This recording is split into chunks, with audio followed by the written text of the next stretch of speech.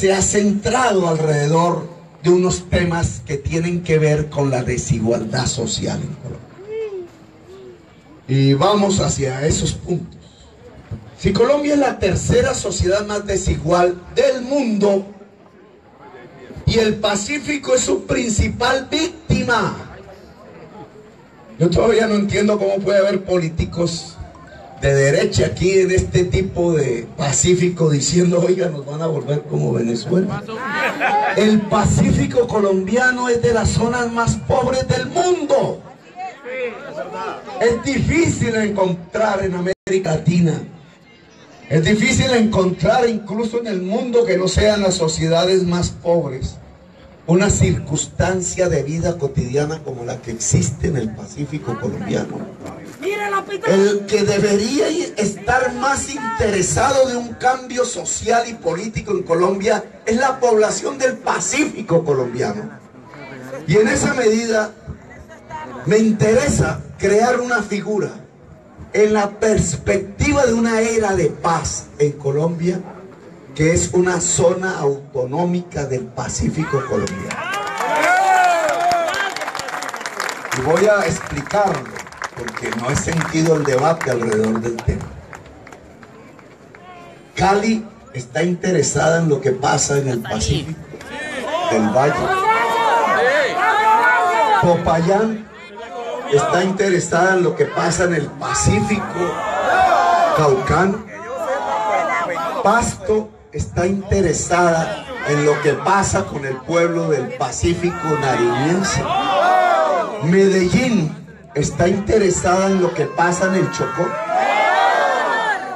Sin embargo, los chocuanos piensan en los de Medellín, las gentes de Buenaventura bien concentradas en lo que pasa en Cali, la gente del Pacífico Caucano en lo que pasa en Popayán y la gente del Pacífico nariñense de lo que pasa en Pasto.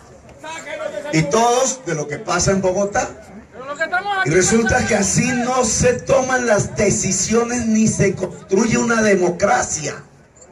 Es por eso que el Pacífico como un territorio todo, desde la frontera con Ecuador hasta el Urabá chocuano, de donde aspiro salga un ferrocarril hasta la Paraguachón, la Guajira, por todo el Caribe.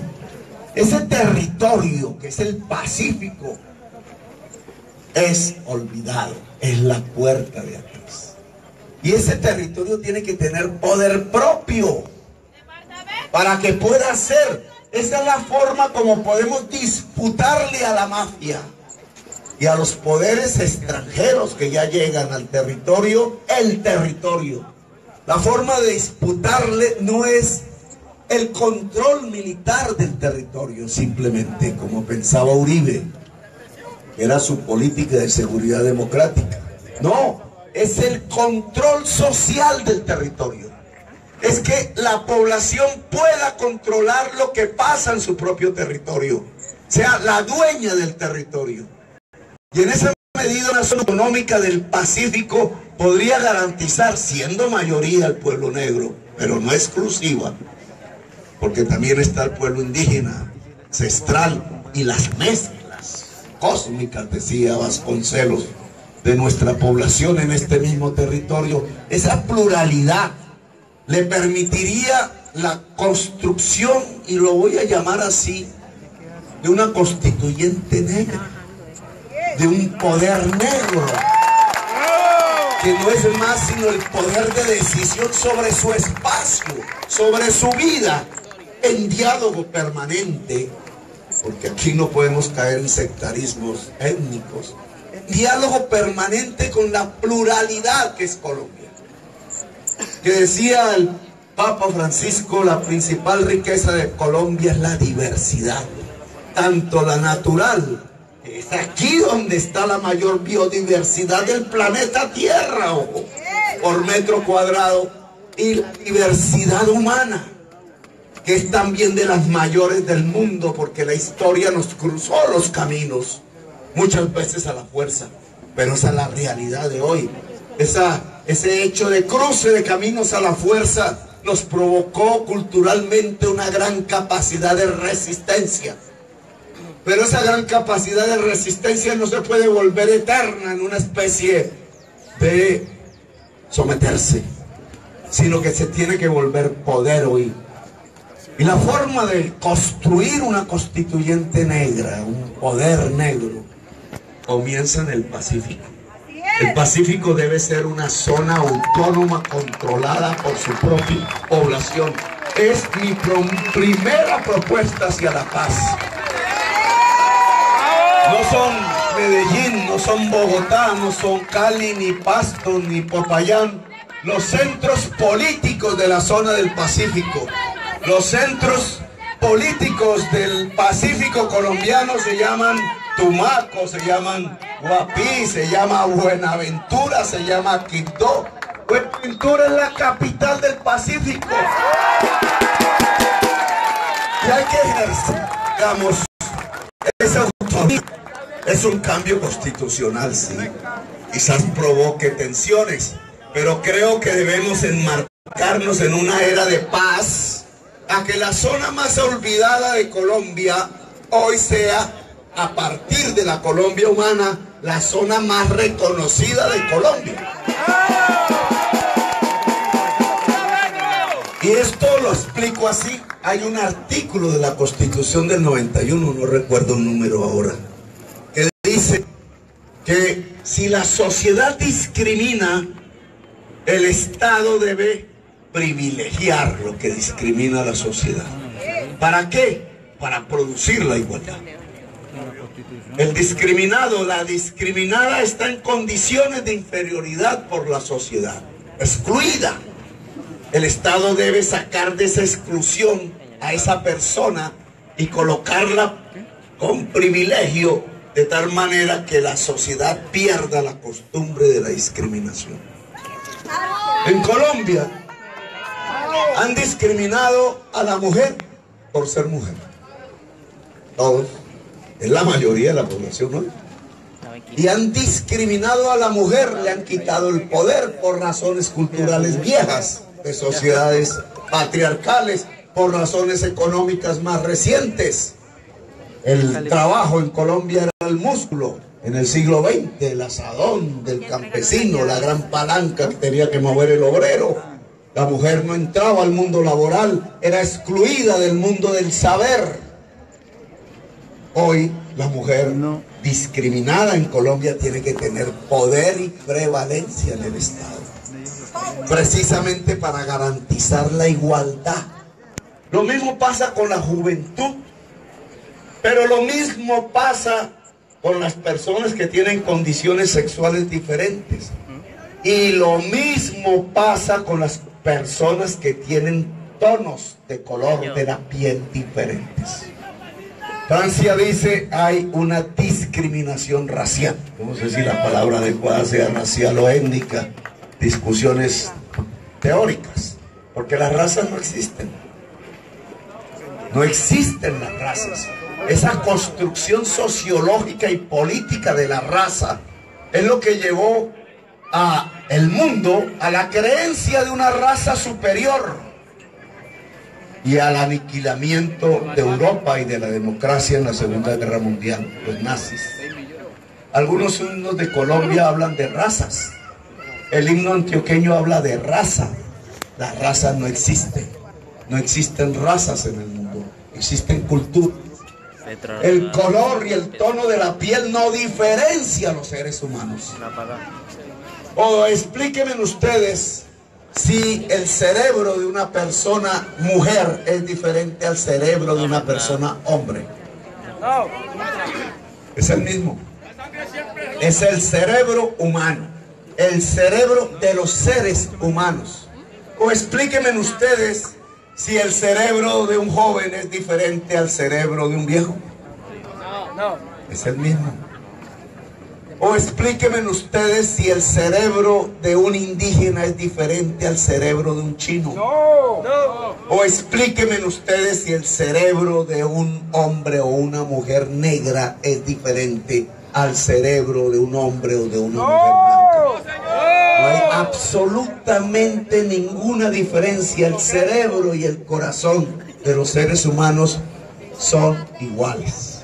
El corazón es rojo y el cerebro es pensante, profundamente pensante, cultural, artístico, estético, humano. En Colombia, esa es la razón de la violencia. Herederos de ese feudalismo y de esa esclavitud, construimos la sociedad más desigual del mundo después de Haití y después de México. Minorías en Angola ricas por los diamantes, quizás, hay que investigarlo. Y minorías en Haití ricas por la corrupción. Se distancian tanto de los sectores más abandonados que son más desiguales socialmente que Colombia. Pero Colombia no tiene nada que envidiarles, estamos casi empatados. La desigualdad social de Colombia, estadísticamente medida a través del coeficiente Gini, que invito a conocer, los que no lo conocen, es igual en este momento de la historia de Colombia, en pleno siglo XXI, que la desigualdad social que tenía Sudáfrica en 1960 por el apartheid, que era el régimen que separaba de todo, de la tierra, del poder, de la riqueza, del estudio, del saber, del bus, de la calle, de la casa, a la mayoría negra en ese pueblo del sur de África, de una minoría blanca que se quedaba con todo. La desigualdad social de Colombia de hoy es la misma desigualdad de Sudáfrica contra la que Nelson Mandela se levantó en armas, se rebeló y después reconstruyó a partir de la paz. Habría que pensar si no se necesitan Nelson Mandelas en Colombia. Y yo no lo soy. Esos nuevos Nelson Mandelas, hombres y mujeres, están en ustedes. Igual que en la apartheid de Sudáfrica, la genialidad de uno de los hombres más grandes del mundo, en talla cultural y espiritual, Nelson Mandela, se necesita hoy en Colombia. Y debe surgir de ustedes. No más abrazar la cadena y besar el grillete. No más hincar la rodilla. No más plegarse a mentalidades ajenas. Es el momento de construir la paz, o no tendremos, después de 2 siglos de guerras civiles. La zona autonómica del Pacífico puede ser un espacio institucional a través del poder constituyente para ello, pero se necesita más. Cuando hablamos del artículo de la Constitución que ordena privilegiar al discriminado, significa que el Estado debe privilegiar a la mujer, significa que el Estado debe privilegiar la juventud, significa que el Estado debe privilegiar al negro, a la negra, al indígena. Y eso es lo que tiene que hacer Colombia Humana. ¿Y cómo se hace? A través de la prioridad en las políticas sociales. Si una reforma social para la paz significa que la salud en Colombia debe dejar de tener EPS e intermediación financiera. Si el modelo de salud de la Colombia Humana para construir el comienzo de una era de paz significa un modelo preventivo donde los médicos y las médicas puedan ir 3 veces al mes a visitar cada hogar colombiano para intentar que la enfermedad no aparezca. Y aquí sí que el tema del agua potable se vuelve fundamental, porque el mayor causante de la enfermedad en Colombia es la falta del agua potable. En todos los territorios de Colombia, imagínense el Pacífico entonces, donde equipos médicos, incluso en los terrenos más inaccesibles, puedan llegar a visitar el hogar para cuidar que el niñito y la niñita no mueran, o el viejo, o la mujer embarazada, y evitar la enfermedad. Eso que llamamos el modelo preventivo de la salud pública, que nosotros ensayamos en Bogotá con éxito, con tal éxito que le pudimos decir al mundo y a Colombia que habíamos logrado que en Bogotá no muriera un solo niño de hambre. ¿En dónde debe comenzar ese modelo de la salud? Que solo en su nivel preventivo debe llevarnos entonces a una disminución de las tasas de enfermedad y por tanto del costo total de la salud en Colombia, que al quitar las EPS que deben dejar de existir, no sirven para nada que no sea para robarse el dinero del tratamiento médico. Entonces, de manera directa, el Fondo Único de la Salud en Colombia, que ya existe, debe contratar la red privada y pública de la región para que se garanticen los tratamientos médicos que el médico determine, no la EPS. Es decir, que la ciencia determine y no la EPS. En el modelo del tratamiento de la enfermedad sin EPS en Colombia, la medicina, la ciencia, el saber, la médica y el médico tienen la prevalencia. Y el contrato de los dineros del Estado y de los cotizantes se hace directamente con los hospitales. ¡Pero está cocinando! Si eso hubiera existido así, hace unos años, no hubieran muerto en Colombia 1.400.000 colombianas y colombianas que murieron por falta del tratamiento adecuado porque las EPS no se los brindó desde el año 1998 hasta la fecha. Y esa edificación seguiría siendo un hospital, pero sería un hospital de alto nivel, porque en un mundo sin EPS, el Estado de su presupuesto tiene que garantizar el salto tecnológico de la red pública nacional. En la Colombia humana no se cerrará un solo hospital público en Colombia. ¿Y dónde comienza entonces, si hacemos caso del artículo de la Constitución que habla de la discriminación? ¿En dónde comienza esta política social de la salud preventiva y del modelo de salud sin EPS de contratación directa del tratamiento médico por orden del médico? En el Pacífico, no en Bogotá. En Bogotá lo comenzamos porque yo era el alcalde ahí. Probamos, logramos éxitos, vimos lo bueno, lo malo también. Esa es la experiencia. Por eso, con la experiencia de territorios saludables podemos decir con capacidad y autoridad moral que sí se puede hacer un modelo preventivo en toda Colombia con visitas médicas en los hogares, y sí se puede tener un modelo de tratamiento de la enfermedad con contratación directa y sin EPS de los hospitales de red pública y privada. Pero ¿eso dónde comienza? Eso debe comenzar en la Colombia humana, en el Pacífico, la región más olvidada de Colombia, precisamente para privilegiarla a partir de la igualdad que hay que lograr en el territorio nacional. Todos sabemos que una era de paz implica que la juventud colombiana no sea discriminada. ¿Cuántos muchachos y muchachas de los colegios del Pacífico colombiano salen del 11 y entran a una universidad? Muy poco. Yo estuve aquí en la Universidad del Pacífico y me asustó la calidad baja de la Universidad del Pacífico. Pero más me asustó el que era un grupo pequeño de jóvenes, comparativamente al total de la población juvenil del Pacífico. Algunas otras universidades están, pero lo cierto es que en toda Colombia, de cada 100 jóvenes que salen del colegio,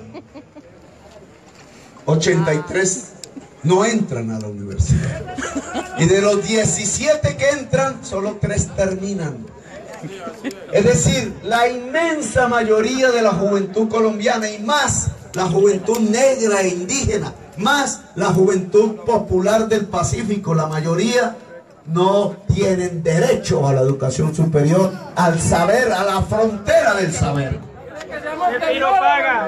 Y habría que preguntarnos ahora que interrogué sobre el músculo en la economía, que era de los hombres, de los machos, decían en aquel entonces, que discriminaba a la mujer en el trabajo y en la universidad. Cuando ustedes tienen una economía de músculo, de fuerza muscular bruta, no necesitan de la universidad. Esa es la economía del siglo XX. Por eso la universidad era para unos pocos, los que más tenían. La universidad no era para la gente del común. Ustedes no encuentran al hijo del campesino vuelto un médico, no encuentran a la hija del obrero vuelta una general al ejército de Colombia. La sociedad desigual y de castas. La economía del siglo XXI es una economía que ya no es del músculo, es del cerebro.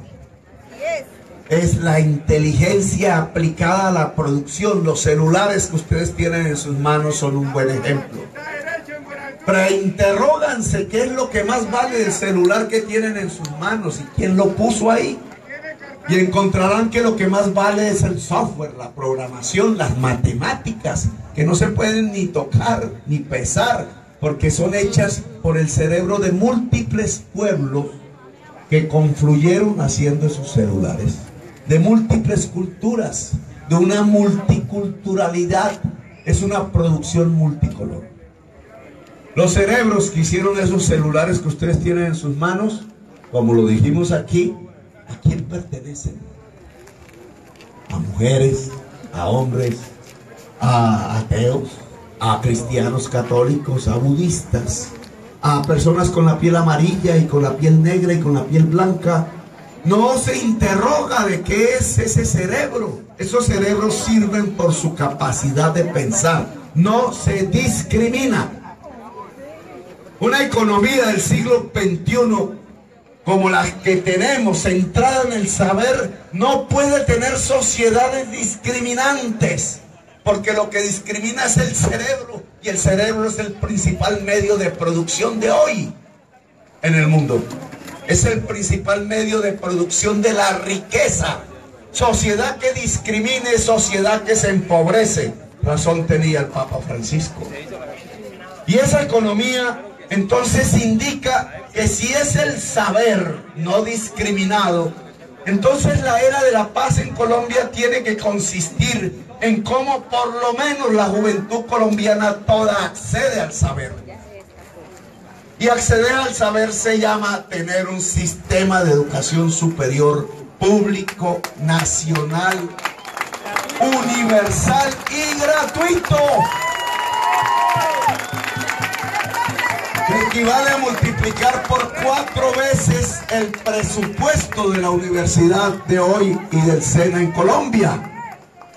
Y si aplicamos el artículo famoso de la Constitución, en donde debe comenzar el programa del sistema educativo público gratuito nacional de calidad en Colombia, en el Pacífico colombiano. Porque si no, no estamos hablando seriamente de algo que se llama la reparación histórica.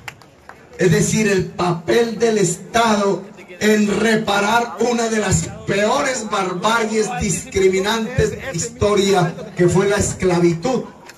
Es decir, el papel del Estado en construir un Estado social de derecho, en construir la igualdad y la justicia social. Ese es el camino de la paz.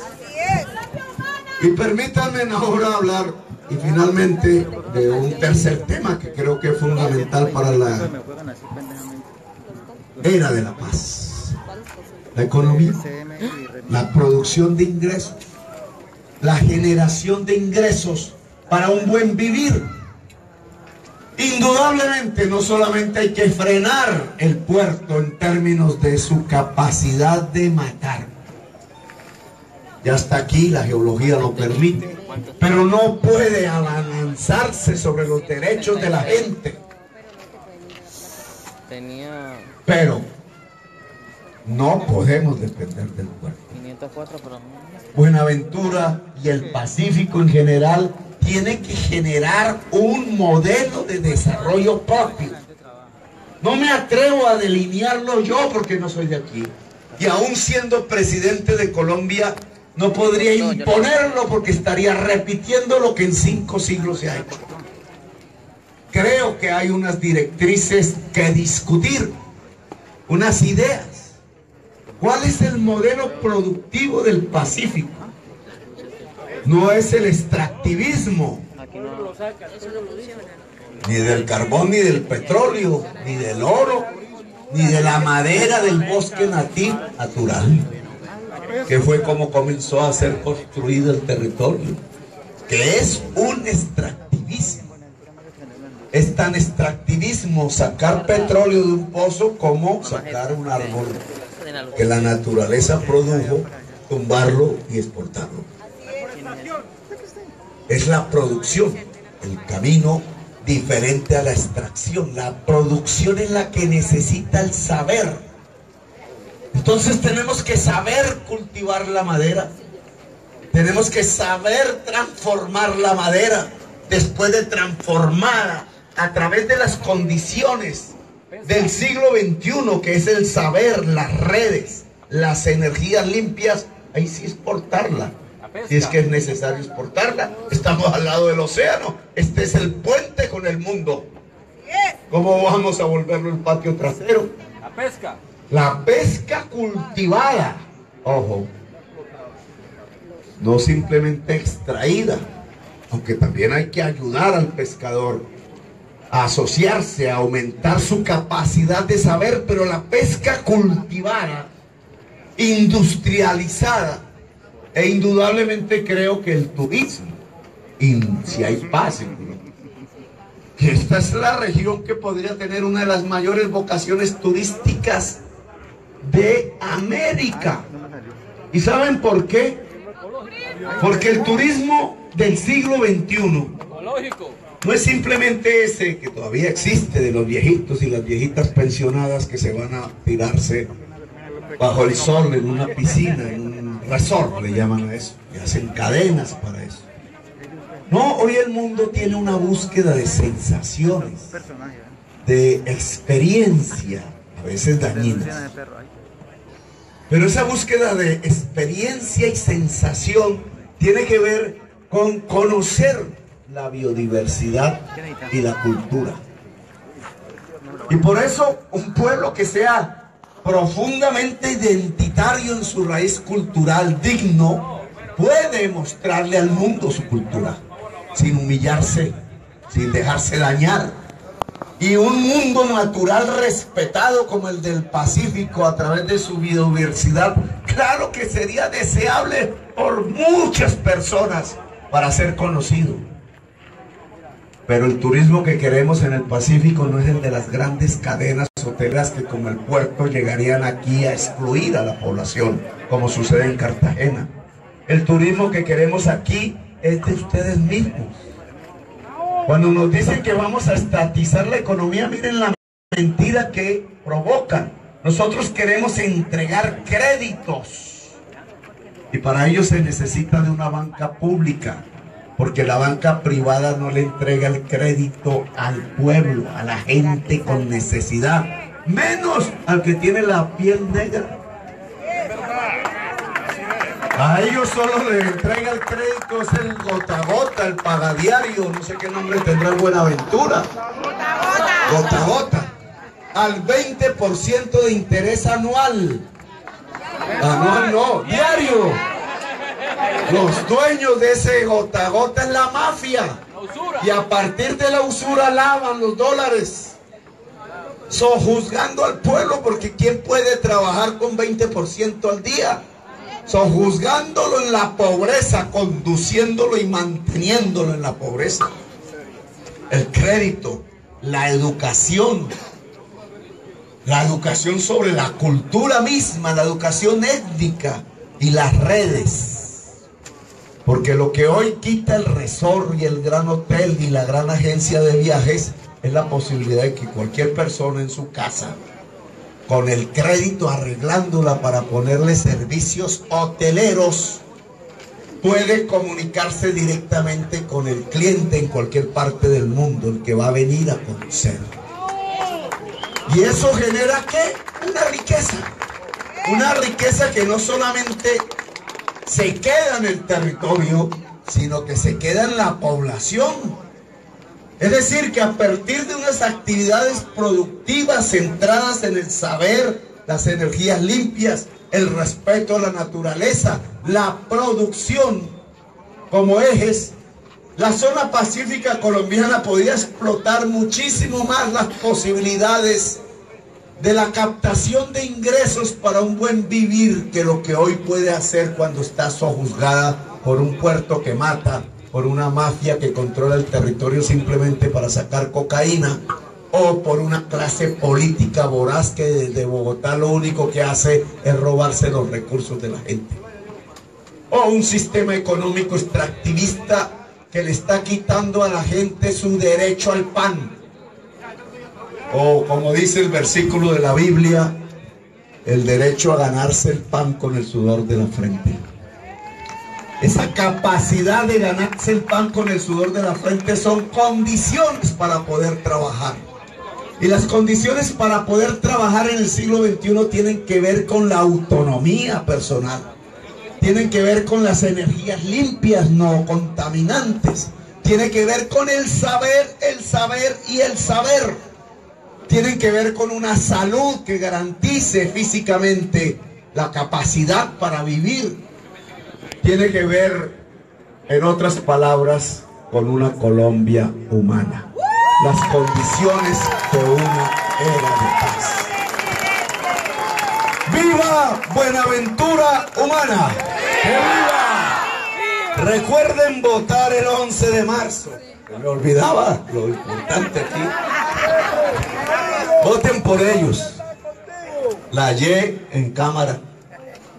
Negritudes decentes, Senado.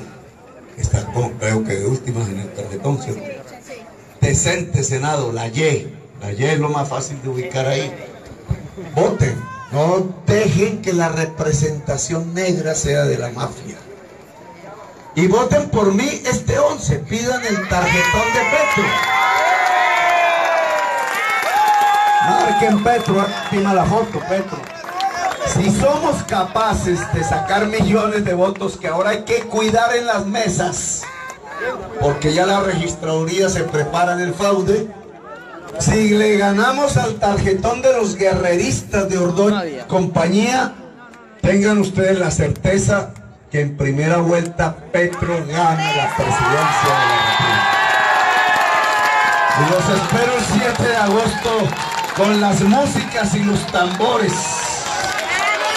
Muchos tambores negros en la Plaza de Bolívar para mostrar que la Colombia humana empieza y que una era de paz empieza. ¡Viva el Pacífico humano! ¡Viva la Colombia humana! Me llamo Gustavo Petro y quiero ser su presidente. Por favor, señor Petro, antes de que sabemos que es una agenda tupista, pueblo de Buenaventura, regalémosle a nuestro próximo presidente nuestro grito de batalla. ¡Vamos, pueblo!